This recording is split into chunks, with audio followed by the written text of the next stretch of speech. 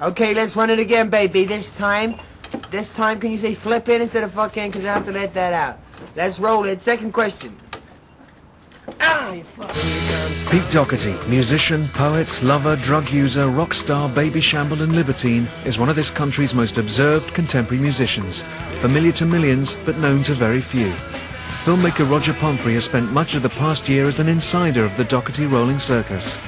This film poses a simple question about arguably one of the most important, influential and much-loved figures in contemporary music.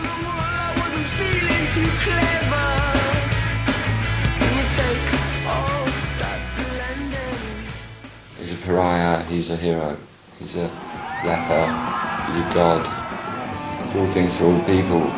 He's shy in many regards, but at the same time, he's a natural-born leader. He's a good guy. He's one of the good guys.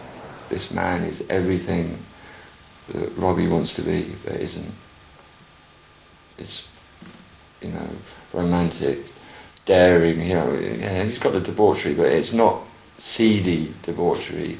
I'm not right in the state to tell you exactly how it is, but I'll tell you the truth. Oh, a little speech. I love you. Feel so lonely. I could die. Well, if I ain't dead already. Oh, you know the reason. What? Everyone pays for everything. Listen, please. Play hard, loud.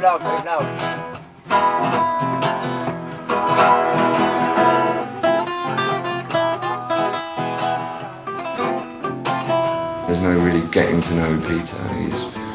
What you see is what you have. He's a humble, intelligent, I'd call him a poet. And, but Dickensian, I think.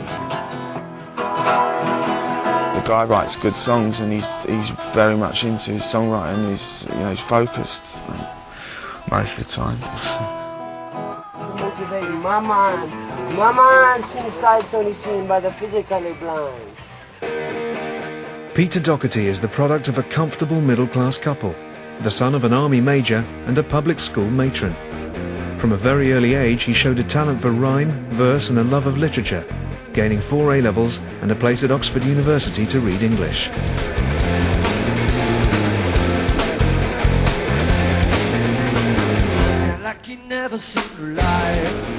When I first met Pete, he was just about to release the first Libertines album, and he couldn't even listen to it, and I was totally amazed. And then as time progressed, he said to me, "I'll put my record on," and that, and he went, "Oh, do you know, this is one of the first times I've really been able to listen to my own record." Dropping out during his freshman year, he turned his gift to songwriting and first came to public attention when, with close friend Carl Barrett, he formed the critically acclaimed Libertines. But with the same talent for rebellion as for wordsmithery, trouble was brewing. Honestly, I'm going to convey my feelings about what you're talking about, the Libertines. But I am a libertine. And I always was. I couldn't understand it, do you know what I mean? That he couldn't be proud. He was scared to be proud of what he'd done. Having developed a taste for hard drugs, and with the other Libertines on tour in Japan without him, Pete broke into Carl Barrett's flat and borrowed several personal items, redeeming them for their cash value. Barrett objecting, Doherty had his collar felt. The fact he was kicked out of the band, it hurt him tremendously. I mean, that was his band, he started it, and he wrote most of the music, and it was totally hurt. Yeah, I kicked my mate out of the band. So what, he's a junkie? But I'm not. You want to see me in plan? Beauty.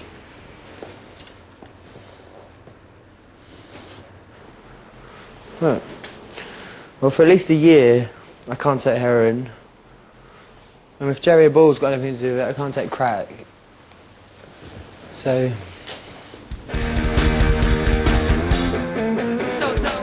Doherty's flat visiting escapades resulted in a 3-month stretch in prison. I did love Carl, like a brother. And yes, it hurt, but only because... Alright, truthfully then, because no one told me to my face. I heard about it on the radio, I read about it in a newspaper, I'd been kicked out of the band. That was the only thing. No one could speak to me. It wasn't like anything approaching normality or humanity. It was more like depravity. So I ended up shaving my head and robbing phones in Kentish Town and living in crack houses. He was devastated. I've never seen him in such a bad place. He was absolutely rocked to the core. A million more people have been hurt in a million more ways than that, you know. And we did sing about sadness and despair and loss. Although, no, we never sang about betrayal. But maybe he feels betrayed as well. Their own egos got in the way of helping the one person that needed the help. And he could have died that time as well, quite easily. He was really on the edge. Whoa, I get high, room and walk down, you know it ain't right. Better watch out if I meet him tonight. When I get low, whoa, I get high. I never underestimated them. I always knew that they were never really up for the job, but they fancied a better life, you know what I mean? Carl didn't have it easy as a kid. He wanted a bit of money, he wanted a bit of fame, he wanted a good life. Fair play to him. I just didn't realise what length he was prepared to go to achieve that. You know what I mean? I'd rather starve in the gutter than stab a friend in the back. He's got a weird way of asking for help. All the luck in this town has found me. Nobody knows the trouble's drowning around. That's good, Clara. How's that?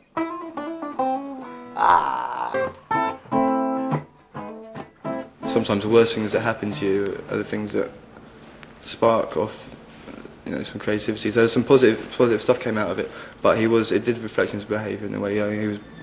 He was not happy for a while. It's not like all of a sudden the Libertines became famous and had a whole new set of friends. The Libertines became famous and I was still with people who still didn't think I could sing that well, but knew I could string a song together. That old rocking chair ain't gonna get me when I get low. I get high.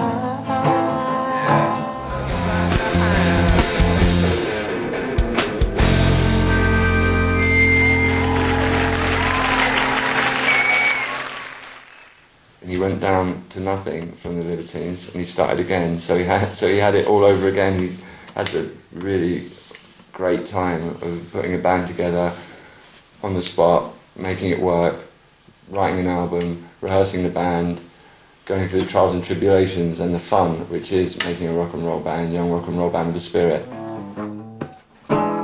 What I think makes Peter so special as a songwriter is how very British he is, you know, and he embraces all the good things about British culture, and obviously British kids are going to identify with that, you know. What Peter was doing, I think, with his music is making it okay to be proud of where you're from. He's one of the few people who walk it like they talk it.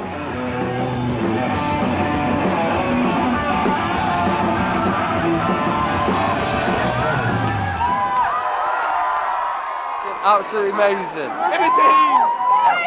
He's had letters from kids that saying that you stopped me committing suicide, you saved my life. You know, if it wasn't for you, I'd be dead.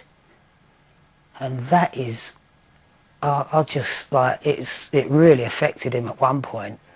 You know, he felt really responsible. What? How can such a lonely, or someone who spent many years as a lonely person claim to represent anyone else, unless it's just a group of freaks? But at the moment we seem to be freaking out the freaks. Do you know what I mean? People love him because like he's a rock and roll animal, you know. Sometimes you tend to play up to other people's ideas. Like, if you're told you're a gay icon, unless